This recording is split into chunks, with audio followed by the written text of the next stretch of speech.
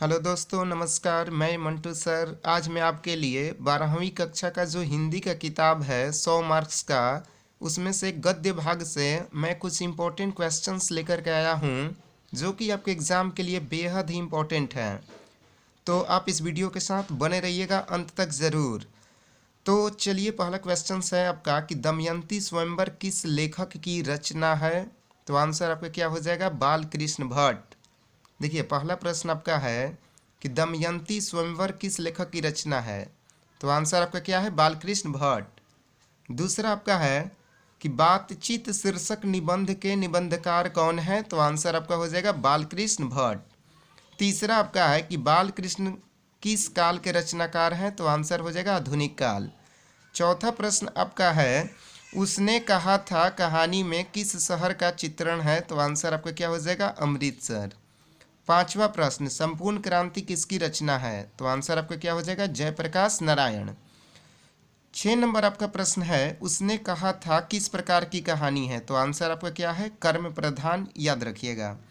सातवां प्रश्न आपका है उसने कहा था कहानी का नायक कौन है। तो आंसर आपका क्या हो जाएगा? लहना सिंह।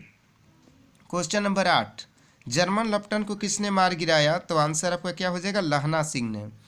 क्वेश्चन नंबर 9 चंद्रधर शर्मा गुलेरी किस सदी के लेखक थे। तो आंसर आपका क्या हो जाएगा? 20वीं।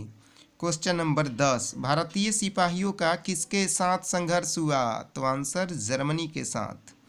11 नंबर प्रश्न है सरकार ने सूबेदार को जमीन कहाँ दी है। तो आंसर है लायलपुर। 12 नंबर जयप्रकाश नारायण ने किस साल छात्र आंदोलन का नेतृत्व किया। तो आंसर आपका हो जाएगा 1974। 13 नंबर दिनकर जी को कौन सा पुरस्कार दिया गया था। तो पद्म भूषण। 14 नंबर युद्ध और शांति की समस्या पर लिखी गई काव्य कृति का नाम क्या है। तो आंसर आपका क्या हो जाएगा? कुरुक्षेत्र। 15 नंबर है क्वेश्चन कि अर्धनारीश्वर का किस विद्या से संबंध है। तो आंसर है एकांकी। देखिए, क्वेश्चन नंबर 16 से मैं गद्य खंड का जो भी आपके निबंधकार या कहानीकार होंगे उनकी मैं रचना का ट्रिक आपको बताया हूँ, और वो भी जन्म मृत्यु के साथ। और इस बार के पेपर में रचना तो कम से कम 7 से 8 नंबर के आने वाले हैं। तो आप प्रयास कीजिएगा कि जितने भी कहानीकार और निबंधकार हैं उनकी रचनाओं को बिल्कुल ही याद कर जाइएगा आप। तो देखिए, 16 नंबर है ओ सदा नीरा। तो ओ सदा नीरा जो कि एक निबंध है, तो लिखे कौन है? जगदीश चंद्र माथुर। इनका जन्म 16 जुलाई 1917 उत्तर प्रदेश में हुआ था और मृत्यु 14 मई 1978। देखिए, रचना का ट्रिक मैं आपको बता रहा हूँ, ध्यान से सुनिएगा। सपना नाम की एक लड़की है जो भोर में 10 तस्वीर देखकर बांसुरी बजाती है और कोणार्क में जाकर जगदीश की पूजा करती है। फिर से ध्यान से सुनिएगा ट्रिक। सपना नाम की एक लड़की है जो भोर में 10 तस्वीर देखकर बांसुरी बजाती है और कोणार्क में जाकर जगदीश की पूजा करती है। तो यहाँ पर मैंने बोल्ड कर दिया है वो कि आपका ये जो रचना में हो जाएगा। तो सपना, देखिए वो मेरे सपने हो जाएगा। तो सपना आ रहा है आपका भोर भोर का तारा, 10 तस्वीर 10 तस्वीरें हो जाएगा, बांसुरी मेरी बांसुरी, कोणार्क से ट्रिक आपका हो जाएगा कोणार्क, जगदीश से याद रखिएगा जगदीश चंद्र माथुर, और बहुजन संप्रेषण भी याद रखिएगा। तो ये हो गया। ये जितने भी रचना हुए इनको कौन लिखा है? जगदीश चंद्र माथुर जी ने। रचना पे आप थोड़ा इस बार के पेपर में विशेष ध्यान दीजिएगा। तो ये हुए अभी तक कितने आपका प्रश्न? 16 प्रश्न हुआ। नेक्स्ट प्रश्न की तरफ चलते हैं। 17 नंबर प्रश्न आपका है सिपाही की माँ। मोहन राकेश जो कि एक एकांकी है सिपाही की माँ। तो जन्म मोहन राकेश जी का हुआ था 8 जनवरी 1925 अमृतसर पंजाब में, और मृत्यु 3 दिसंबर 1972। जन्म कब? 8 जनवरी 1925, मृत्यु 3 दिसंबर 1972। चलिए, मैं मोहन राकेश जी के रचना का ट्रिक आपको बता रहा हूँ, ध्यान से सुनिएगा। सारिका नाम की एक लड़की है जिसकी शादी मोहन से हुई, जो आधा दिन जानवर और आधा दिन अंधेरे कमरे में बंद रहती थी। ध्यान से समझिएगा ट्रिक को। सारिका नाम की एक लड़की है जिसकी शादी मोहन से हुई, जो आधा दिन जानवर और आधा दिन अंधेरे कमरे में बंद रहती थी। ये आपका ट्रिक हो गया। तो चलिए ट्रिक को समझते हैं। देखिए, सारिका याद रखिएगा, किताब का आपका नाम हो जाएगा मोहन, मोहन से मोहन राकेश, आधे अधूरे, जानवर और अंधेरे बंद कमरे।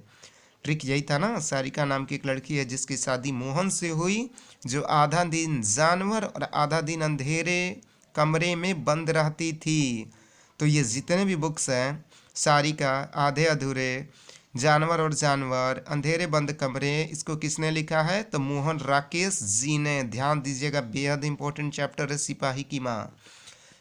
नेक्स्ट है आपका 18 नंबर, पाठ 9 से मैंने ट्रिक बनाया है प्रगति और समाज से, जो कि आपको मालूम होगा एक लेख है और ये किसने लिखा है? तो नामवर सिंह जी ने लिखा है।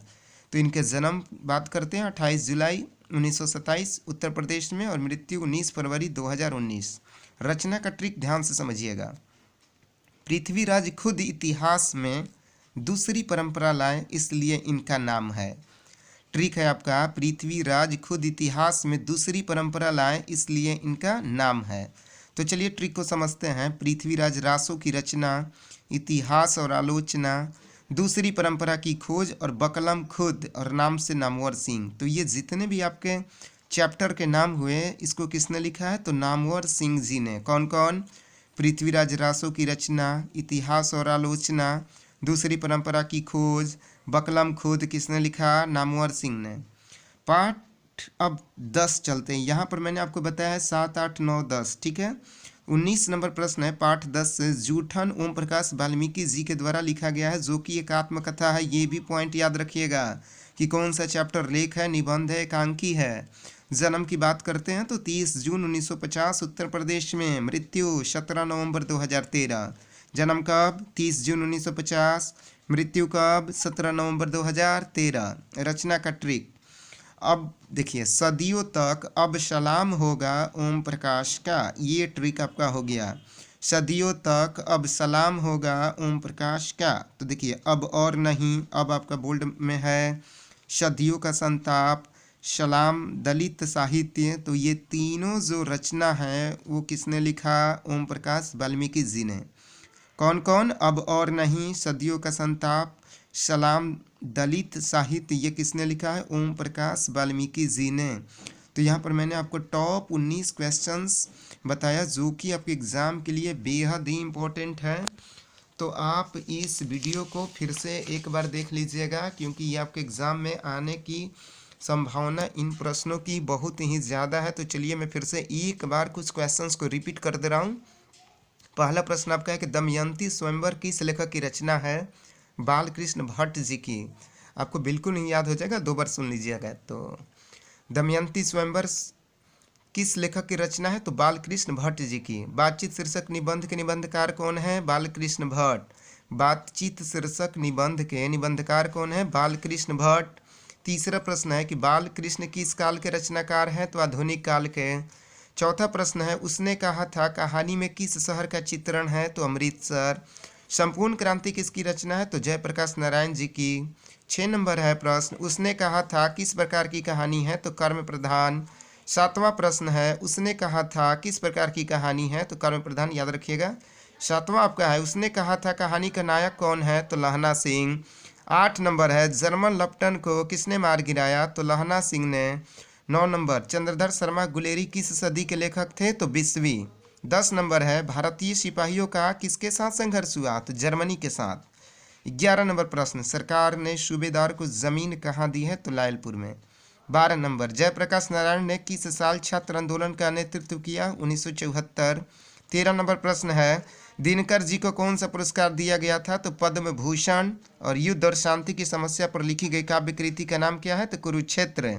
और एक लास्ट में प्रश्न फिर से रिपीट कर रहा हूँ, 15 नंबर, अर्धनारीश्वर का किस विद्या से संबंध है? तो ये आपका है एकांकी, याद रखिएगा बिल्कुल। ये मैंने 15 फिर से रिपीट कर दिया, और 16, 17, 18, 19 का जो भी मैं रचना का ट्रिक बताया हूँ वो आप बिल्कुल ही कॉपी में नोट करके याद कर लीजिएगा, ठीक है।